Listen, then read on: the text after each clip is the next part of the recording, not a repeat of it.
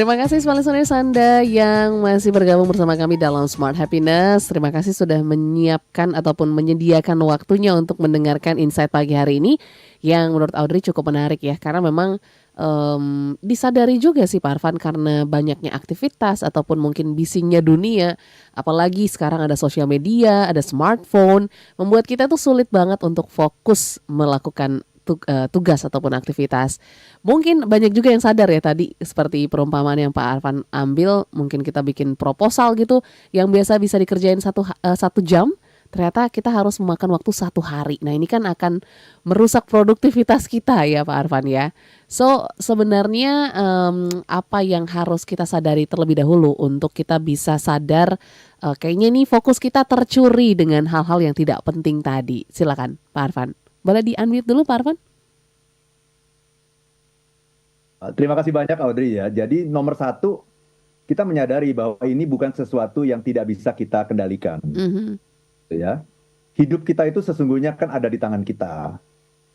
Jadi ini bukan sesuatu yang, jadi karena dunia saat ini sangat bising, yang smartphone berdering terus tanpa henti, WA group selalu berceloteh hal-hal yang mengingatkan kita selalu terus gitu ya. Yeah.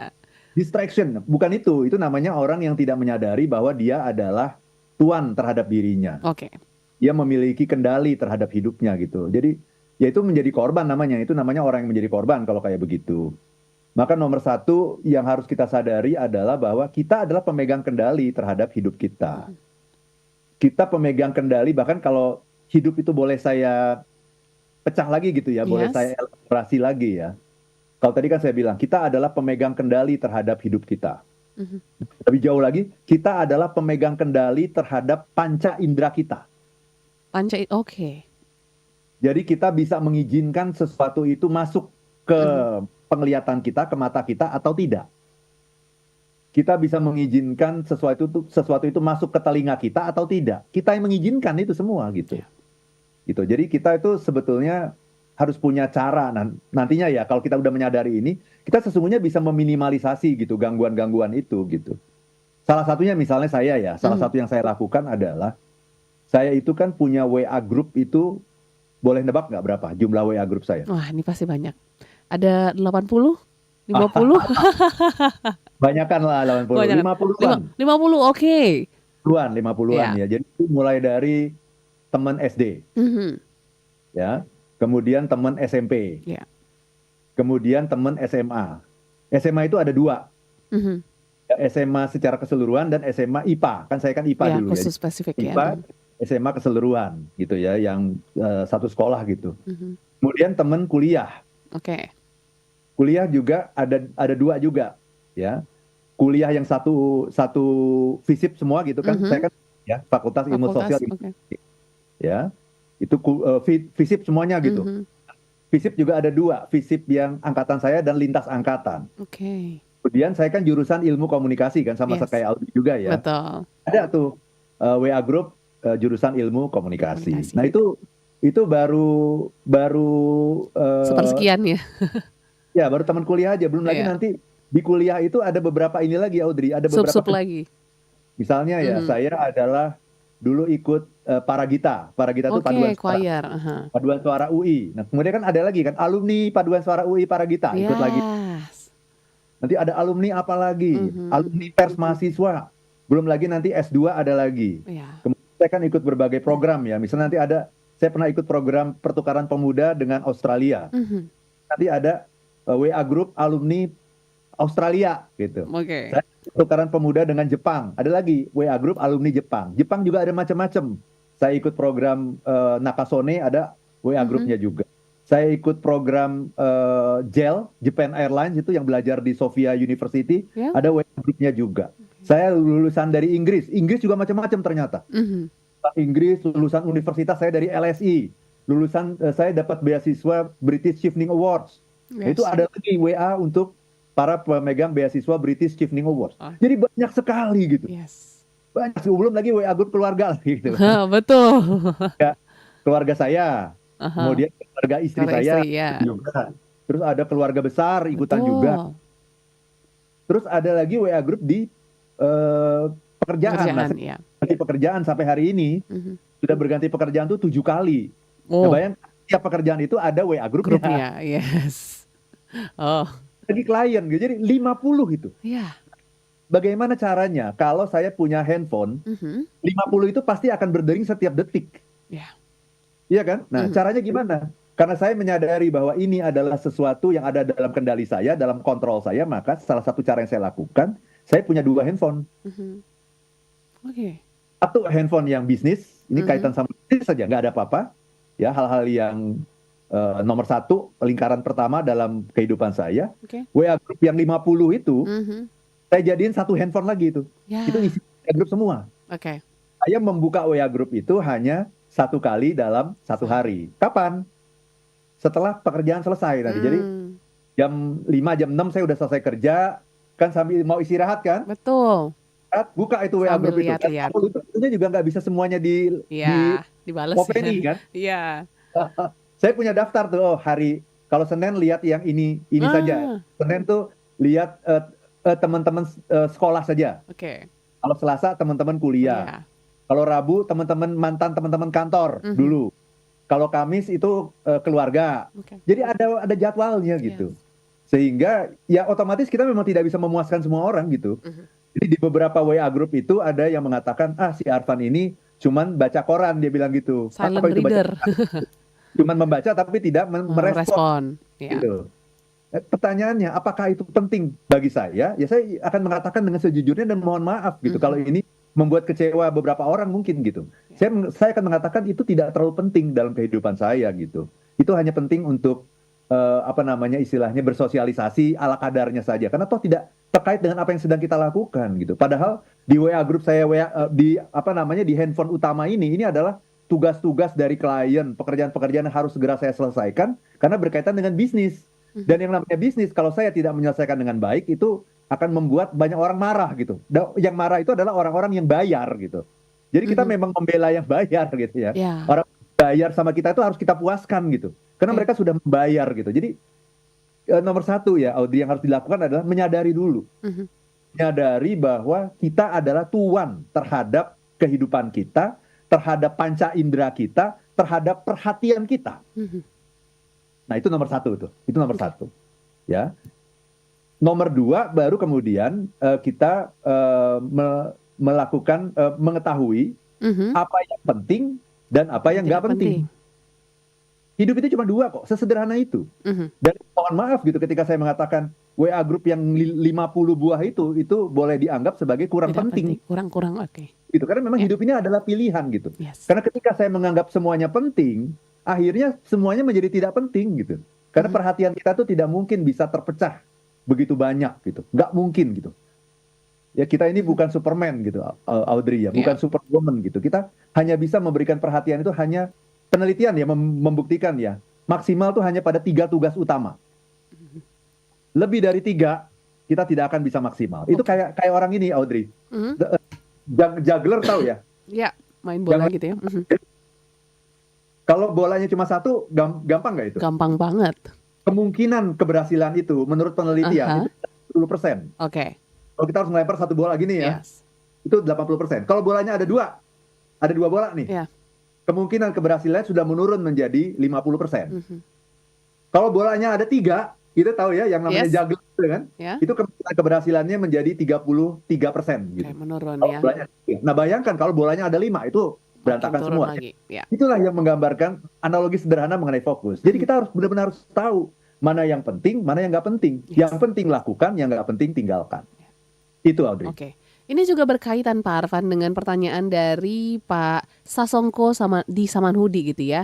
Gimana dengan multitasking yang sering kita dengar Pak Arfan? Apakah ini bisa disebut stolen focus atau tidak? Mungkin kita jawab sebelum kita break. Silakan Pak Arfan. Betul sekali, itu dia.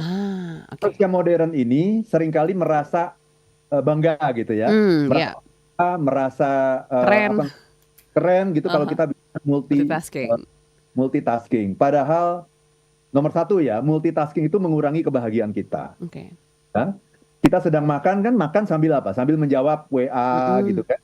Itu makannya itu nggak nikmat gitu. Apalagi kalau makan sambil menjawab WA, sambil nonton Nonton TV, TV, ya. nonton YouTube gitu ya. Betul. Nggak nikmat sama sekali gitu. Kita tuh pikiran kita itu hanya bisa menikmati satu hal di satu waktu. Satu hal betul-betul di satu waktu ya. Jadi secara kebahagiaan itu udah pasti itu gagal. Secara kesuksesan, apalagi kita itu pada dasarnya tidak mungkin multitasking gitu. Multitasking itu adalah ketika kita 1 menit ngelihat layar komputer, 1 menit ngelihat layar smartphone, 1 menit lagi makan, 1 menit lagi ngobrol sama temen, itu akan menjauhkan kita dari kesuksesan karena perhatian kita selalu terpecah. Ya. Dan seperti yang saya katakan tadi, ketika perhatian kita terpecah, untuk bisa kembali pada fokus di awal tadi itu butuh waktu 23 menit. Ya. Jadi walaupun kita udah ngobrol kemana-mana gitu, terus kita kembali lagi nih, komputer mau ngerjain proposal kita, kayaknya badan kita udah ada di depan komputer, tapi pikiran kita itu masih kita harus ambil dari mana-mana gitu, kita harus kembalikan lagi ke dalam badan kita tuh 23 menit. Nah, bayangkan baru 23 menit udah sebelum 23 menit itu saja kemudian udah ada yang menginterrupt lagi, menginterupsi lagi dengan tugas baru. Dengan tugas baru, bahkan bukan dengan tugas ya, seringkali dengan hal-hal yang tidak penting. Nah itu betul-betul kita nggak akan pernah sukses, nggak akan pernah bisa bahagia. Tidak ada itu yang namanya multitasking, itu nggak ada. Multitasking itu hanya sebuah fata morgana. Hanya sebuah hayalan saja bahwa seolah-olah kita bisa jadi Superman dan kita bangga ketika kita bisa jadi Superman. No, nggak ada orang yang bisa multitasking. Itu Audrey. Oke, ini semakin menarik dan mungkin kita juga butuh tips and trick ya, karena mungkin banyak dari kita yang jadinya sadar, kayaknya selama ini saya memang kurang fokus di Pak Arfan untuk melakukan aktivitas sehari-hari gitu ya. Boleh bisa dibilang ada tapi tidak hadir. Nanti gimana caranya kita akan bahas di sesi terakhir, begitu juga respon-respon yang sudah masuk. Jadi jangan kemana-mana Smart Listeners, kita akan break sejenak, tetaplah bersama kami dalam Smart Happiness. Kita kembali dalam sesi terakhir Smart Listeners sebelum kita masuk kembali ke topik fokus. Karena fokus ini menurut Audi masuk ke semua lini, apalagi seorang leader ya. Wah, ini harus punya fokus yang cukup tinggi, apalagi untuk leader yang ingin memimpin dengan happiness. Nah, ada info terupdate dari Pak Arfan untuk Anda yang ingin meningkatkan skill leading with happiness. Silakan Pak Arfan. Terima kasih Audrey, kita sudah 4 tahun tidak pernah workshop public workshop yang offline. Terakhir kali itu saya ingat tahun 2020, hanya 1 minggu sebelum pandemi COVID, kita mengadakan workshop. Anda teman-teman akan mendapatkan 16 jam pembelajaran dengan saya, 16 jam. Ya, dan makan siangnya juga 2 kali, 2 kali makan siang, 4 kali coffee break. Ya, dapat sertifikat, dapat buku juga dari saya, langsung tanda tangannya juga. Dan juga bisa networking dan dapat nanti foto-foto ya, macam-macam lah pokoknya bisa kita dapatkan. Judul workshopnya adalah Leading with Happiness. Bagaimana seorang leader itu membuat lingkungan kerjaannya itu happy. Ini tidak mudah ya, tapi nanti dengan mengikuti workshop ini saya akan kasih 5 tools. Ada 5 toolsnya. Ada 5 toolsnya untuk membuat lingkungan kerja kita itu betul-betul happy, semangat, militan. Apa itu militan?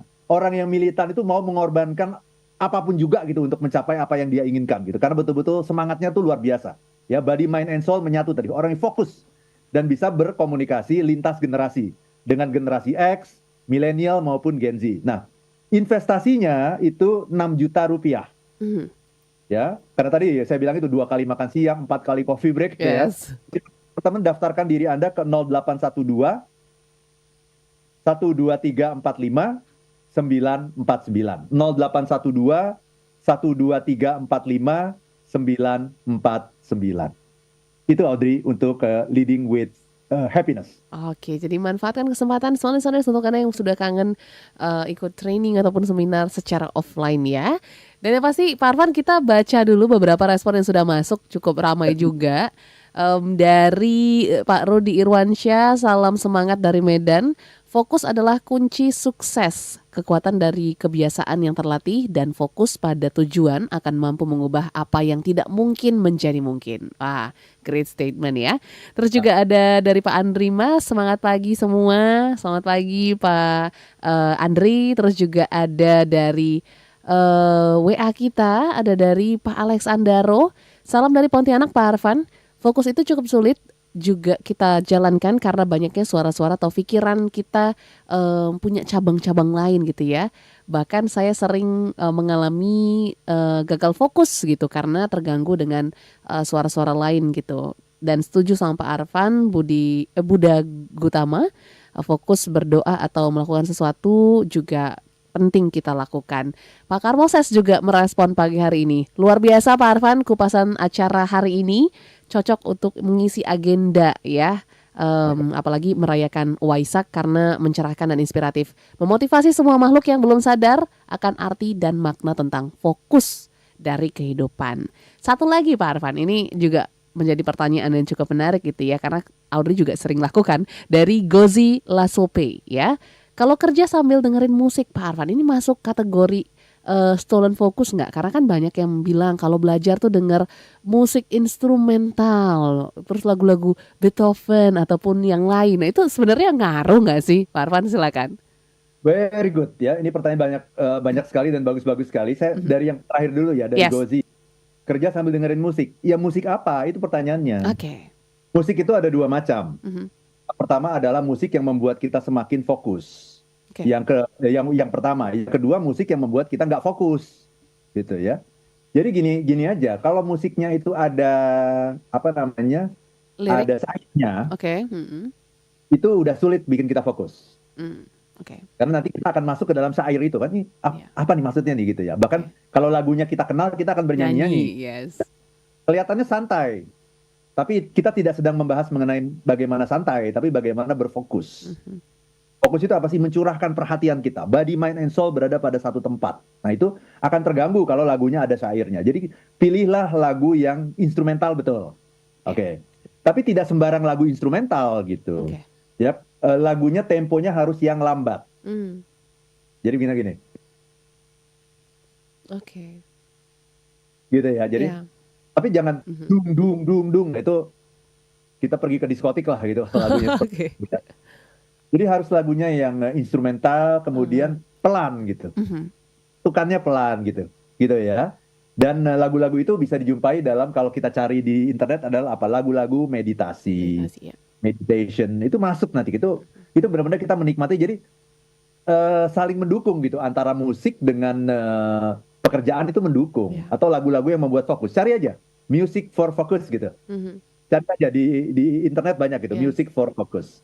Atau kalau saya pakai iPhone ya, itu ada iTunes tuh spesial tuh ya, musik kecil. Jadi tidak sembarang musik gitu, karena musik itu bisa membantu, tapi sangat besar potensinya juga untuk mengganggu gitu.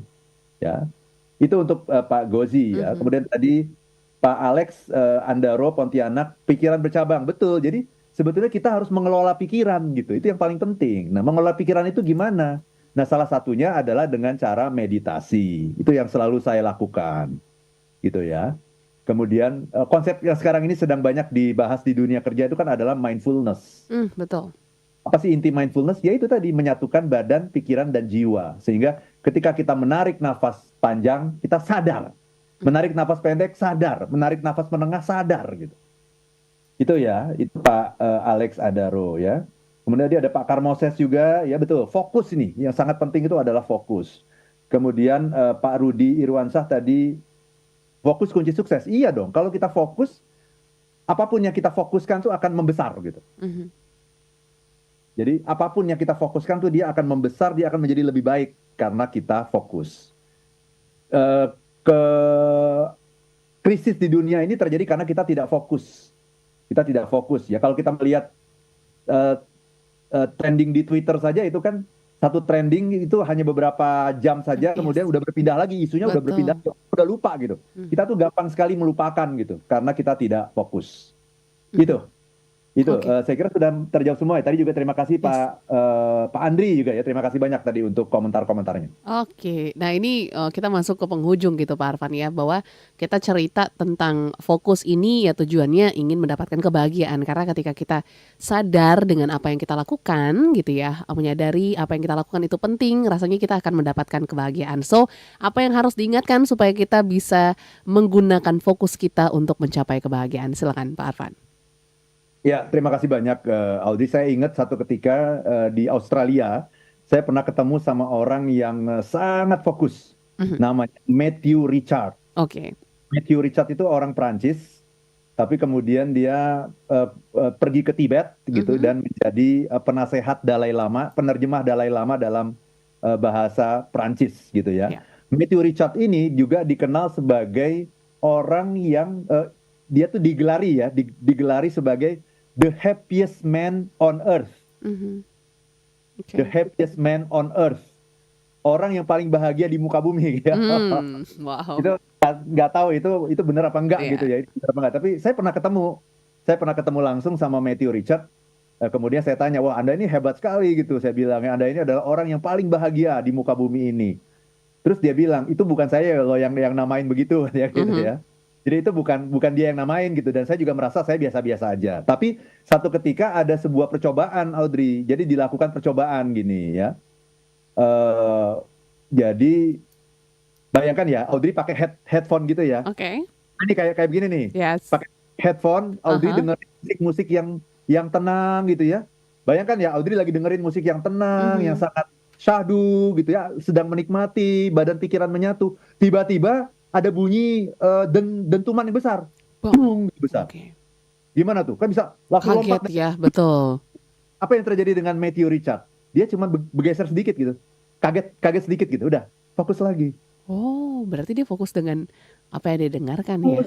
Karena fokus, maka distraction sebesar apapun tidak akan terlalu berarti gitu. Nah, saya tanya, emang rahasia kamu apa sih, Matthew? Saya bilang gitu. Saya ketemu di Sydney beberapa waktu yang lalu.